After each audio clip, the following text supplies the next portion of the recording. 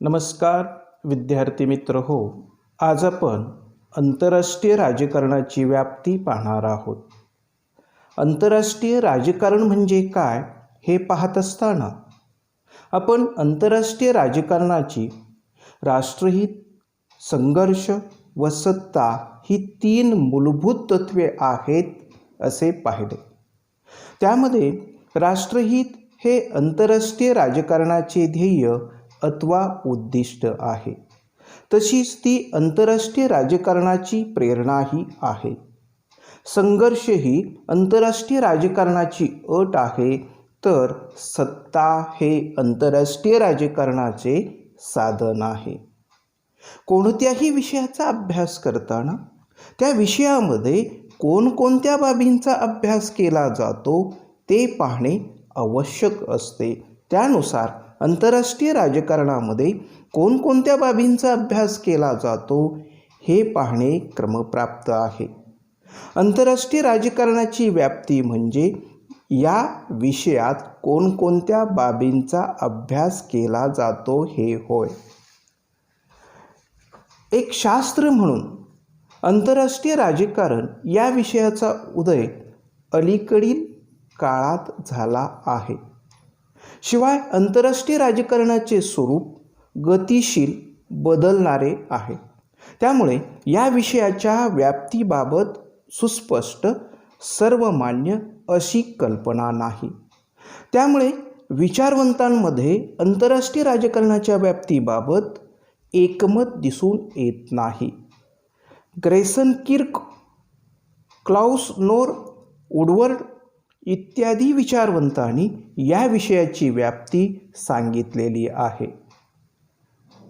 इसवी सन 1947 साली अमेरिकेतील एका परराष्ट्र संबंध विषयक मंडळाने प्रसिद्ध केलेल्या अहवालामध्ये आंतरराष्ट्रीय राजकारणाच्या व्याप्तीमध्ये 5 विषयांचा समावेश केलेला आहे.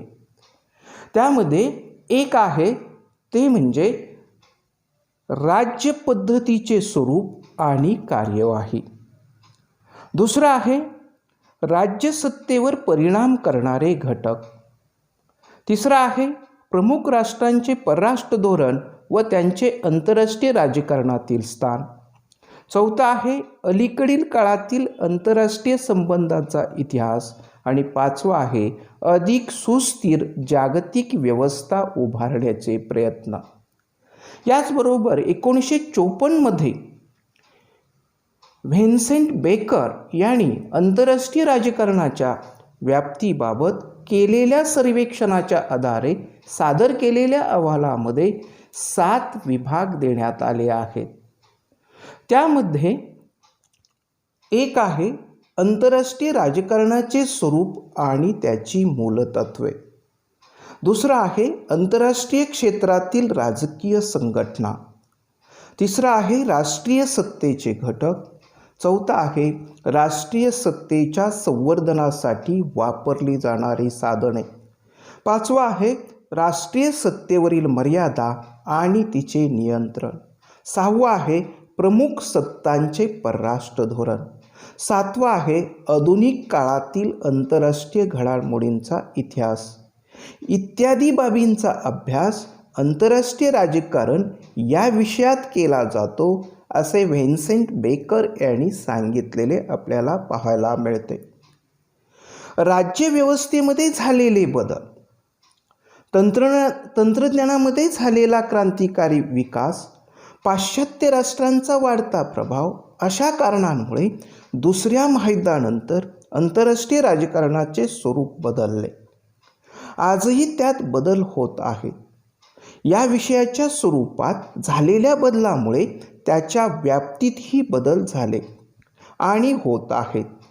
युद्धाचे बदलते स्वरूप, आंतरराष्ट्रीय शांततेसाठी चाललेले प्रयत्न, आंतरराष्ट्रीय राजकारणामध्ये विचारप्रणालींची भूमिका, आंतरराष्ट्रीय कायदा, विश्वसमूह अशा इतर बाबींचा समावेश या विषयामध्ये होऊ लागला आहे.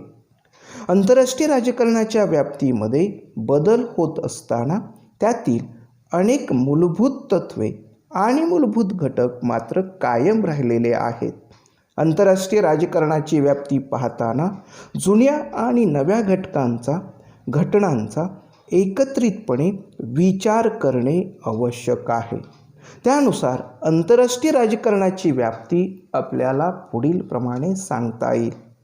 त्यामध्ये पहिलं आपल्याला दिसून येतं की आंतरराष्ट्रीय राजकारणामध्ये राष्ट्र राज्य व्यवस्थेचा अभ्यास केला जातो. आंतरराष्ट्रीय राजकारण म्हणजे या राष्ट्रराज्यातील सहकार्याचे आणि संघर्षाचे राजकारण असते. म्हणून आंतरराष्ट्रीय राजकारणामध्ये राष्ट्रराज्य व्यवस्था आणि तिची कार्यवाही यांचा अभ्यास केलेला आपल्याला पाहायला मिळतो. दुसरा घटक आहे तो म्हणजे राष्ट्रीय सत्तेचे घटक.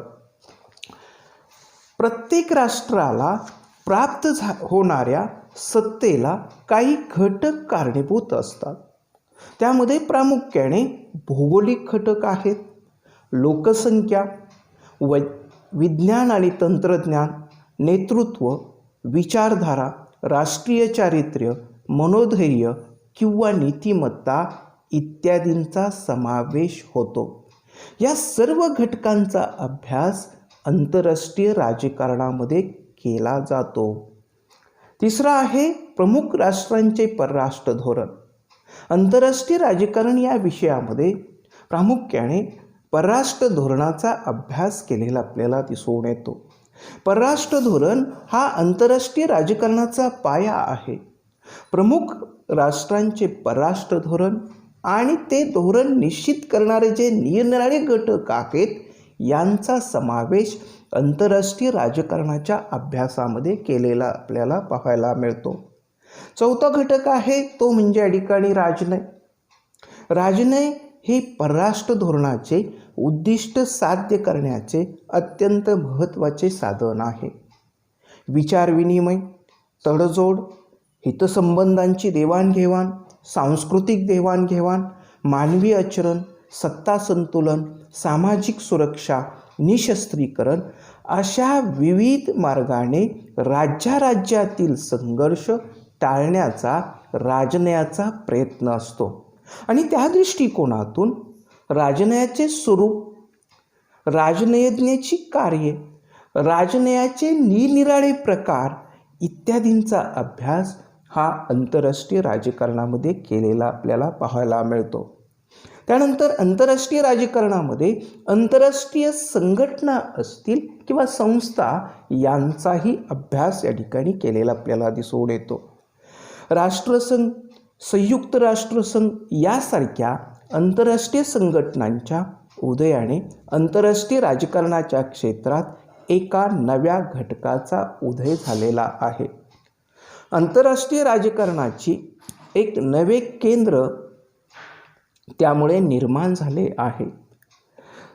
या संघटनांचा अभ्यास या विषयात केला जातो. त्याचबरोबर संरक्षण, आर्थिक सहकार्य, व्यापार, दळणवळण अशा विविध कारणांसाठी बहुराष्ट्रीय संघटनांची निर्मिती होत असते.